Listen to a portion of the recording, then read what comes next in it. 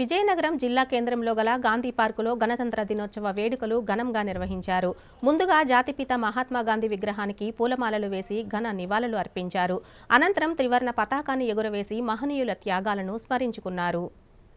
విజయనగరం జిల్లా కేంద్రంలోని గాంధీ పార్కులో గణతంత్ర దినోత్సవ వేడుకలు వైభవంగా నిర్వహించారు. గాంధీ పార్కు అభివృద్ధి సంఘం, వాకర్స్ సంయుక్తంగా నిర్వహించిన రిపబ్లిక్ డే వేడుకల్లో ముందుగా జాతిపిత మహాత్మా గాంధీ విగ్రహానికి పూలమాలలు వేసి స్వాతంత్ర సముపార్జనలో వారు చేసిన కృషిని గుర్తుకు చేసుకున్నారు. అనంతరం జాతీయ పతాకాన్ని ఎగురవేసి భారతదేశ ఔన్నత్యాన్ని, సంస్కృతి సాంప్రదాయాలను కొనియాడుతూ భారతదేశంలో జన్మించడం, భారత పౌరులుగా జీవించడం గర్వకారణమని కార్యక్రమంలో పాల్గొన్న సీనియర్ వాకర్స్ అన్నారు. అలాగే గాంధీ పార్కును అభివృద్ధి చేయడంతో పాటు పార్కులో మౌలిక సదుపాయాల కల్పనకు, గాంధీ పార్కులో ఉన్న లైబ్రరీలో అన్ని వర్గాల వారికి అవసరమైన పుస్తకాలను సమకూర్చడం కోసం కృషి చేద్దామని పిలుపునిచ్చారు. రిపబ్లిక్ డే వేడుకల్లో పాల్గొన్న చిన్నారులకు మిఠాయిలు పంపిణీ చేశారు. ఈ కార్యక్రమంలో walkers Kanakala Muralimohan, CH Koteswararao, D Anand Kumar, D Eswararao, Kalla Jagadish, Satyanarayana, ఏ శంకర్రావు తదితరులు పాల్గొన్నారు.